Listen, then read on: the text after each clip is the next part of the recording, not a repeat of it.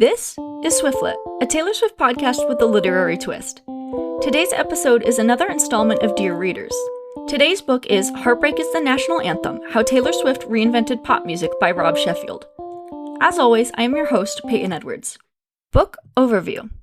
Heartbreak is the National Anthem, How Taylor Swift Reinvented Pop Music by Rob Sheffield was published on November 12, 2024. The book is 208 pages with 29 chapters and is bookended by a prelude and a finale. Author background. Rob Sheffield is a writer for Rolling Stone magazine, where he has been writing about music and pop culture since 1997. Swifties might recognize him as the writer behind the very long and ever-expanding piece, Taylor Swift Songs, Ranked by Rob Sheffield, where he undertakes the very tedious task of ranking Swift's discography song by song, hits and obscure releases alike.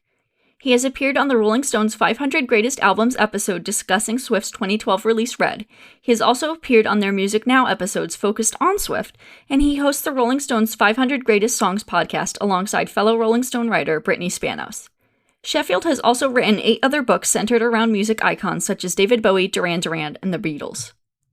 Overall thoughts. Overall, this book wasn't what I expected it to be, and that's okay. When I first saw the book on shelves, I was surprised at how teeny tiny it was, both in actual physical size and page length, but that didn't necessarily influence my overarching feelings about this read. It just set the stage for the surprises to come for me. Sheffield provides a thorough history of Swift throughout the book.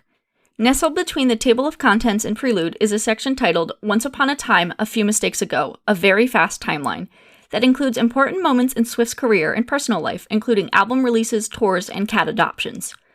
The timeline helps remind Swifties of moments that have appeared in Swift's career, taking a slight break to recognize the enormity of her success, as oftentimes things move so fast in Swiftland, something ends up being buried under the newest and shiniest event. For the most part, the book follows the chronology of Swift's career as set out by the timeline. However, it at times felt a bit choppy, with some of the smaller chapters deviating from the timeline, like Chapter 12, The Archer, plot between chapters focused primarily on Swift's first few albums and early career. I think interspersing personal anecdotes centered around a specific song within the overall arc of Swift's career would have made for a smoother and cohesive reading experience. While reading the book, I often felt that the central premise of how Taylor redefined pop music got lost at times. I probably would have followed this specific idea by giving a thorough history of Swift and her career and her influences, and then gone into analysis of specific songs rather than mix and match the ideas. It felt that the attention to Swift's craft and the manner of how she writes and creates compelling narratives was sometimes overshadowed in order to present the timeline of her career.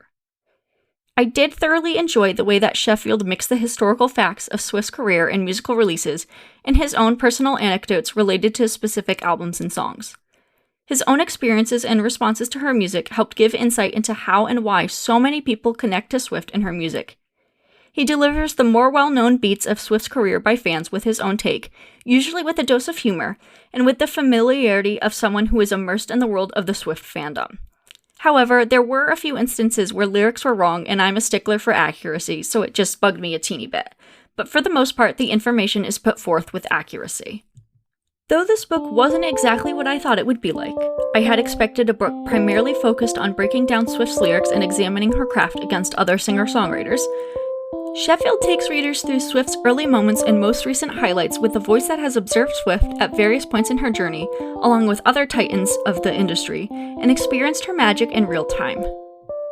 Thank you for listening to this episode of Swiftlet. This episode was written and edited by me, Peyton Edwards. I hope you enjoyed listening, and if you did, please rate, review, and share this podcast. You know, all of that good stuff. You can connect with me on Instagram and the site formerly known as Twitter @SwiftletPodcast.